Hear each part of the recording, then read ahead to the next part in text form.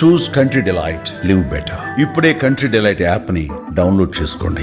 ఇంతకీ కవిత రాసిన ఆ లేఖని లీక్ చేసింది ఎవరు? కేసీఆర్ దగ్గరున్న ఆ దయ్యాలు ఎవరు? కేసీఆర్ గారు దేవుడు, కేసీఆర్ గారు దేవుడు. కానీ కేసీఆర్ గారి చుట్టూ కొన్ని దయ్యాలు ఉన్నాయి. వాళ్ళ వల్ల చాలా నష్టం జరుగుతున్నది. పార్టీలో ఉండేటటువంటి నాకు, నేను కేసీఆర్ గారి కూతుర్ని, అంతరంగికంగా నేను రాసినటువంటి లేఖనే బయటికి వచ్చిందంటే మరి ఇతర సామాన్యుల సంగతి, ఇతరుల పరిస్థితి ఏంటి పార్టీలో అనేది ఇవాళ చర్చ జరగాల్సినటువంటి అవసరం ఉన్నది. ఇప్పుడు మొత్తం బీఆర్ఎస్ శ్రేణుల్లో కావచ్చు, కాంగ్రెస్లో కావచ్చు, బీజేపీలో కావచ్చు ఇదే చర్చ జరుగుతుంది. కాకపోతే ఒక విషయం ఇక్కడ స్పష్టంగా అర్థం చేసుకోవాల్సింది ఏంటి అంటే, కవితకి పార్టీలో సరిపోవడం లేదు. కవిత పార్టీలో వేరుగా సపరేట్గా ఉన్నారు. ఇది 100% కన్ఫర్మ్ అయింది. నిన్న అమెరికా నుంచి తిరుగు ప్రయాణంలో కవిత శంషాబాద్ ఎయిర్పోర్ట్లో దిగిన తర్వాత అక్కడి పరిణామాలన్నింటినీ పరిశీలిస్తే చాలా స్పష్టంగా, అన్ని పేపర్లు రాసే ఇవాళ చాలా స్పష్టంగా అర్థమవుతుంది ఏంటి అంటే, కవితకి మిగతా బీఆర్ఎస్కి మధ్య గ్యాప్ చాలా పెద్దగా ఉంది. ఇంకా చెప్పాలంటే కవితకి కేసీఆర్కి మధ్య గ్యాప్ చాలా పెద్దగా ఉంది అనేది చాలా స్పష్టంగా అర్థమవుతోంది. ఇవాళ కేటీఆర్ కూడా మాట్లాడుతూ ఒక డైలాగ్ వేశారు. ఏం చెప్పారంటే, విషయాలు ఏమైనా ఉంటే, అంతర్గతంగా ఏమైనా విభేదాలుంటే అంతర్గతంగానే చర్చించుకుంటే బాగుండేది, అంతర్గతంగానే మాట్లాడుకుంటే బాగుండేది అనే యాంగిల్లో మాట్లాడుకుంటూ వచ్చారు. అంతర్గతంగా మేము సరి చేసుకుంటామని అనలే ఆయన, అంతర్గతంగా చెప్పుంటే బాగుండేది అనే ధోరణితో వచ్చారు. అంటే చెప్పడానికి కూడా కవితకు అక్కడ ఆస్కారం దొరకలేదేమో అనే ఒక ఫీలింగ్ అయితే ఇక్కడ స్పష్టంగా జనంలోకి వస్తుంది. శంషాబాద్ ఎయిర్పోర్ట్ దగ్గరికి వస్తే అక్కడ కవితని రిసీవ్ చేసుకోవడానికి వచ్చిన వాళ్ళు, ఎప్పుడైతే లెటర్ బయటకు వచ్చింది, సోషల్ మీడియాలో డిస్కషన్ స్టార్ట్ అయింది, ఎలక్ట్రానిక్ మీడియాలో వార్తలు స్టార్ట్ అయినాయి, ఎప్పుడైతే ఈ హంగామా అంతా జరిగిందో ఒక్కసారిగా తెలంగాణ జాగృతిలో యాక్టివ్గా పనిచేసే నాయకులంతా ఎయిర్పోర్ట్లో తేలారు. వాళ్ళందరూ ఒక్కరు కూడా బీఆర్ఎస్ జెండా పట్టుకోలేదు, ఒక్కరు కూడా కేసీఆర్ బొమ్మ కానీ కేసీఆర్ పేరు కానీ రాయలేదు, ఒక్కరు కూడా హరీష్ రావు కానీ లేకపోతే కేటీఆర్ బొమ్మలు కానీ కేటీఆర్ నినాదం రాయలేదు, ఒక్కరు కూడా జై బీఆర్ఎస్ అన్నది ఎవరు లేదు. రెండో పాయింట్ ఇక్కడ మనం అబ్జర్వ్ చేయాల్సింది ఏంటంటే, జై కవిత అన్నారు, సీఎం కవిత అన్నారు. గుర్తుపెట్టుకోండి, జై కవిత, సీఎం కవిత అంటూ నినాదాలు చేశారు. వైట్ బ్యానర్ల పైన కవిత బొమ్మలు వేసి పెద్ద ఫ్లెక్సీలు పట్టుకొని వచ్చారు అక్కడికి. అంటే కవిత తన సైన్యాన్ని పార్టీలో సపరేట్గా రెడీ చేసుకుంటుంది.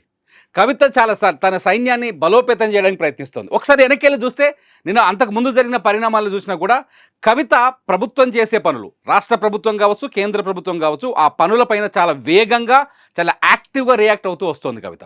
అంటే తనను తాను లీడర్గా నిరూపించుకుంటోంది, నేనున్నాను మాట్లాడడానికి, నేను కీలకమైన నాయకురాలిని అనే విషయాన్ని చెప్పడానికి ప్రయత్నిస్తుంది కవిత. చాలా యాక్టివ్గా రియాక్ట్ అవుతూ వస్తుంది.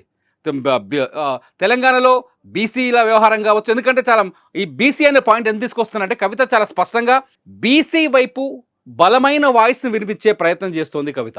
బీసీల లెక్కింపు విషయంలో ఏదైతే సర్వే చేసిందో ప్రభుత్వం, ఆ సర్వేకి పరోక్షంగా మద్దతు ఇచ్చింది, ఆ సర్వే గురించి ఆరాధించింది, ఆ సర్వే పైన విమర్శలు కూడా ప్రభుత్వం పైన చేసింది. ఎట్ ది సేమ్ టైం ఒక బీసీల నినాదంతో కాంగ్రెస్ నుంచి బయటకు వచ్చిన, బహిష్కరించబడిన, ఇంకా చెప్పాలంటే కాంగ్రెస్ నుంచి బహిష్కరణ వేటుకు గురైన ఒక ఎమ్మెల్సీ, ఆయన కొత్తగా ఎమ్మెల్సీ అయ్యాడు. ఈ ఫ్యామిలీ పైనే ఆరోపణలు చేస్తూ, రకరకాల విమర్శలు చేస్తూ ఆయన ఎమ్మెల్సీ దాకా ఎదిగిండు, ఒక మామూలు జర్నలిస్టు. ఆ ఎమ్మెల్సీతో కూడా కవిత చాలా సీక్రెట్గా భేటీ అయ్యిందని, బీసీ కోణంలో ఆ ఎమ్మెల్సీ వరంగల్లో ఒక సభ పెట్టాడు. ఆ సభ తర్వాత కవిత కూడా వాళ్ళతో కనెక్ట్ అయింది, ఆ ఎమ్మెల్సీతో మాట్లాడిందని ఒక చర్చ జరుగుతుంది. ఎంత చూస్తుంటే కవిత తన మట్టి, తన జనాన్ని, తన మనుషుల్ని సపరేట్గా పోగు చేసుకుంటున్నారనేది అర్థమవుతుంది. ఎట్ ది సేమ్ టైం పార్టీకి సంబంధం లేకుండానే కవిత జిల్లాలో టూర్లు చేశారు. నిన్న చాలా స్పష్టంగా కవిత ఎయిర్పోర్ట్లో మాట్లాడిన మాటలు ఈ పాయింట్ కూడా మనం అబ్జర్వ్ చేయొచ్చు. చాలా స్పష్టంగా చెప్పారు ఆమె, నేను ఇప్పటివరకు తెలంగాణలో సగం ప్రాంతాన్ని పర్యటించాను, సగం ప్రాంతాల్లో పార్టీ క్యాడర్లో ఉన్న అభిప్రాయాలనే తీసుకొచ్చి నేను కేసీఆర్ గారికి, మా పార్టీ అధినేతకి లేఖ రాశాను. ఈ లేఖలు సహజమైనవే, ప్రతిసారి మేము పార్టీలో ఒపీనియన్స్ని లేఖల ద్వారా నేను పంపిస్తూ ఉంటాను, కాకపోతే ఆ లేఖను లీక్ చేసిన దయ్యం ఎవరు అని అన్నారు. ఈ విధంగా కేసీఆర్ గారికి ఇదివరకు కూడా నా ఒపీనియన్స్ ఎప్పుడున్నా కూడా లేఖ ద్వారా చెప్పడం జరిగింది. అయితే ఈసారి నేను మొన్ననే చెప్పున్నాను, కుట్రలు కుతంత్రాలు జరుగుతూ ఉన్నాయని. నేను చెప్పిన కొద్ది రోజుల్లోనే మరి నేను అంతర్గతంగా కేసీఆర్ గారికి రాసినటువంటి ఉత్తరం బహిర్గతం కావడం అన్నది, ఇది మరి ఏం జరుగుతుందో అన్నది పార్టీలో ఉన్నటువంటి మనందరం, తెలంగాణ ప్రజలందరూ కూడా ఆలోచించుకోవాల్సినటువంటి విషయం. వేరే ఏం విషయాలు చెప్పలేదు. నేను కేవలం పార్టీలో ఉండేటటువంటి అన్ని స్థాయిలో ఉన్నటువంటి నాయకులందరూ అనుకుంటున్నటువంటి విషయాలు, దాదాపు సగం తెలంగాణ నేను ఈ సందర్భంగా ఈ మధ్యలో టూర్ చేసినటువంటి సందర్భంలో తెలంగాణ ప్రజలు అనుకుంటున్నటువంటి విషయాలను మాత్రమే నేను పెద్ద ఎత్తున చెప్పడం జరిగింది తప్పితే నా పర్సనల్ ఎజెండా ఏమీ లేదు. సో కవిత ఏం చేసింది? తెలంగాణలో పార్టీస్కి సంబంధం లేకుండానే తెలంగాణ పర్యటనలో 50% పూర్తి చేసింది. మిగతా ప్రాంతాల్లో కూడా పనిచేయడానికి రెడీగా ఉంది. కవిత సన్నిహితులు కావచ్చు, కవిత దగ్గర ఉన్న వాళ్ళతో మాట్లాడుతూ కూడా ఈ విషయాన్ని చాలా స్పష్టంగా చెప్తున్నారు. కవిత ఒక యాక్టివ్ రోల్ తీసుకున్నారు, చాలా యాక్టివ్గా పబ్లిక్లోకి వెళ్ళడానికి ప్రయత్నం చేస్తున్నారు, కవిత చాలా యాక్టివ్ అవుతున్నారు అని చాలా స్పష్టంగా చెప్తున్నారు. కవిత చుట్టూ ఉన్న మనుషులు కానీ, కవిత దగ్గర పనిచేసే వాళ్ళు కానీ, లేకపోతే కవిత చుట్టూ ఉన్న వాతావరణం కానీ. సో కవిత చాలా యాక్టివ్గా ఉన్నారు. సింపుల్గా ఆలోచించాలి అంటే పార్టీకి భిన్నంగా కవిత ఉన్నారు, పార్టీకి భిన్నంగా కవిత తన పోరాటాన్ని మొదలుపెట్టారు, ప్రజల్లోకి వెళ్ళడానికి ప్రయత్నిస్తారు. లేఖలో కూడా ఒక పాయింట్ని చాలా మనం గమనించవచ్చు. ఎమ్మెల్సీ ఎన్నికల్లో పోటీ చేయకపోవడం వల్ల పార్టీకి చాలా నష్టం కలిగింది. బీజేపీ బీఆర్ఎస్ ఒక్కటే అనే భావన ప్రజల్లోకి వెళ్ళింది.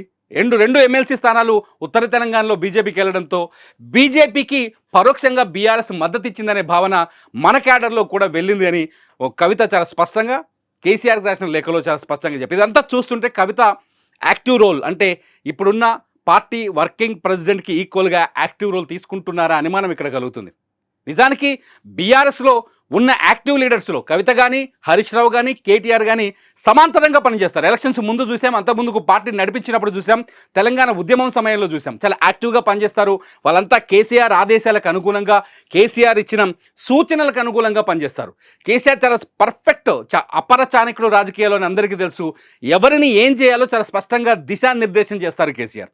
ఆ దిశానిర్దేశానికి అనుగుణంగా పనిచేస్తారు. కానీ ఈసారి కవిత కేసీఆర్ ఆలోచనకు భిన్నంగా మూవ్ అవుతున్నారనేది మాత్రం ఇక్కడ మనకు అర్థమవుతుంది. సో ఇదంతా చూస్తుంటే పార్టీకి కవితకు మధ్య గ్యాప్ చాలా పెద్దగా ఉందేమో అనే చర్చకైతే ఆస్కారం ఏర్పడింది. ఇంకో పాయింట్ ఏంటంటే కవిత మాటలోనే వెళ్దాం. ఒకవేళ కవిత చెప్పినట్టుగా పార్టీలో భిన్నాభిప్రాయాలు కావచ్చు, కింది స్థాయి కార్యకర్తల అభిప్రాయాలను కావచ్చు, నాయకురాలుగా అధిష్టానానికి లేఖ ద్వారా ప్రతిసారి తెలియజేస్తున్నానని చెప్పొచ్చు. కానీ కవిత లేఖను బయట పెట్టాల్సిన అవసరం ఎందుకు వచ్చింది?